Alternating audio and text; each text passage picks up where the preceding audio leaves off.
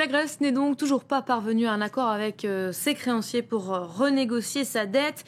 Des négociations qualifiées même, Sylviane, de surhumaines par l'un des participants. Voilà, en échange d'un deuxième plan d'aide de 130 milliards d'euros, les créanciers institutionnels veulent que les partis de la coalition trouvent un accord, tombent d'accord sur de nouvelles mesures de libéralisation et de nouvelles mesures d'austérité. Le but, c'est toujours le même, assainir les comptes publics. Claire Bonichon.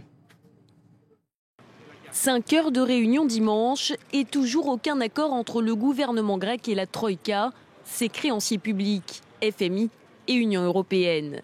Les dirigeants des deux partis de droite de la coalition au pouvoir refusent les mesures d'austérité demandées. Je ne vais pas contribuer à l'explosion d'une révolution de la misère, ce qui va ensuite embraser toute l'Europe. Selon la presse, la Troïka réclame notamment un abaissement de 20% du salaire minimum, actuellement de 750 €. Mais pas seulement, elle exige aussi réforme fiscale, privatisation et suppression de postes dans le secteur public. Jusqu'ici, seuls quelques points de consensus auraient été trouvés entre les trois partis au pouvoir, notamment sur les économies à réaliser, 1,5 point de PIB, et sur les réformes pour diminuer le coût de production. Des avancées encore insuffisantes, car le temps presse. Si aucun accord n'est trouvé avec la Troïka, Athènes ne pourra bénéficier du prêt de 130 milliards d'euros décidé à Bruxelles en octobre. Le pays pourrait alors faire défaut le 20 mars. Le chef de file de l'Eurogroupe l'a rappelé samedi. Si nous devions constater que tout va à volo en Grèce, alors il n'y aurait pas de nouveau programme de refinancement du pays. Cela signifierait une faillite en mars. Athènes dispose toutefois de quelques jours encore. L'échange d'obligations avec les banques, qui doit permettre d'effacer une partie de l'ardoise grecque, ne devrait intervenir qu'aux alentours du 13 février. Et l'Espagne est inquiète. 2012 devrait voir la récession s'installer à moins 1,5%. Le pays s'enfonce dans le rouge, plombé par le chômage, un chômage record, un retour en récession, un secteur bancaire à la peine et des régions surendettées. Selon certains analystes, il semble impossible à moyen terme d'échapper à un plan de sauvetage. Le problème n'est pas tant la dette publique, qui est peu élevée comparée à celle de ses voisins, mais la dette privée. Et au total, tout cela dépasse les 260% du PIB. Un tableau, je le disais, assombri par le taux de chômage le plus haut en Europe à 22,85% et il ne cesse d'augmenter. L'économie espagnole est prise dans une spirale négative d'une course à l'austérité qui bride la croissance et empêche un assainissement des comptes publics. Alors ça va mal pour l'Espagne, mais également pour le voisin portugais qui connaît actuellement une vague de faillites sans précédent. Oui, cette vague de faillites concerne notamment les petites et moyennes entreprises. 60% d'entre elles auraient fait faillite en 2011, alors qu'une nouvelle cure d'austérité se dessine. Difficile pour le gouvernement portugais d'encourager la création d'entreprises. Georges Ledric. Sur ce chantier de Lisbonne, João Paulo montre avec dépit ses étagères vides et ses instruments de travail laissés à l'abandon. Comme dans de nombreuses PME portugaises, les employés ont dû cesser l'activité faute de clients. Nous avons décroché dans la deuxième moitié de l'année 2011, dans notre cas, quand l'activité a fortement diminué. Je dirais qu'elle a baissé de 50%. Comme João Paulo, beaucoup de petits patrons ont dû mettre la clé sous la porte, comme en témoignent ces nombreuses vitrines fantômes en plein cœur de Lisbonne. Elles seraient plus de 10 000 PME rien que dans le bâtiment. Les entreprises qui font faillite sont surtout les micro-entreprises ainsi que les petites et moyennes entreprises. Nous observons un déluge quotidien de petites entreprises qui planchent. Or, ces PME constituent la colonne vertébrale de l'économie portugaise en représentant 99% des entreprises du pays.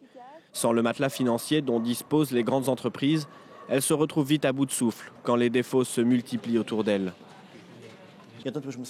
Nous sommes dans cette situation terrible dans l'économie portugaise, où même des entreprises qui ont des clients, des commandes et des fournisseurs, qui ont une activité stable, risquent de fermer parce qu'elles mettent énormément de temps à être payées et à payer leurs fournisseurs comme elles avaient l'habitude de le faire.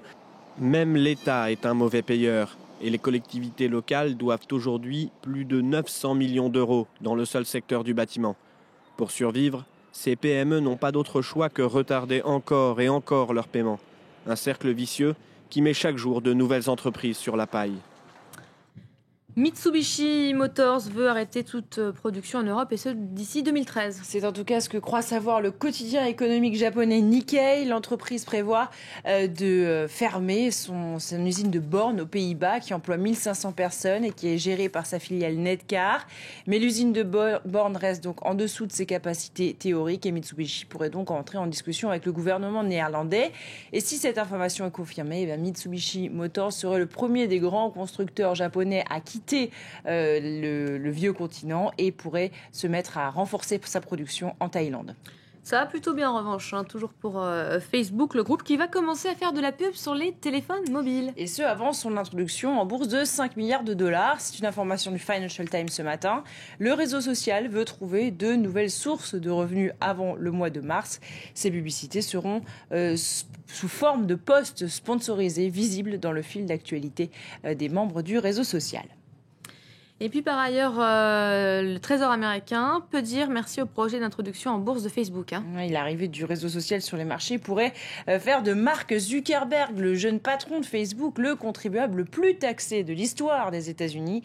Montant de l'impôt entre 1,5 milliard de dollars selon le FT et 2 milliards de dollars selon le Wall Street Journal. Et puis selon Bloomberg, le dirigeant pourrait décider de vendre lors de l'entrée en bourse de Facebook 1,67 milliard de dollars de titres afin de pouvoir payer ses impôts. Et puis Hermès va installer sa marque à Shanxia à Paris. Oui, tout à fait. Shanxia, c'est la marque d'Hermès spécifiquement créée pour le marché chinois. Elle débarque en France dans un magasin rue de Sèvres. Jusqu'à présent, la marque n'était présente qu'à Shanghai, où elle a fait ses débuts en septembre 2010. Mais un deuxième magasin devrait ouvrir à Pékin. Avec cette marque, le PDG d'Hermès, Patrick Thomas, veut transférer la philosophie de Hermès en Chine afin de créer un Hermès chinois. C'est une stratégie assez unique dans le monde de la mode. Mais les bénéfices, pour l'instant, ne sont pas encore au rendez-vous.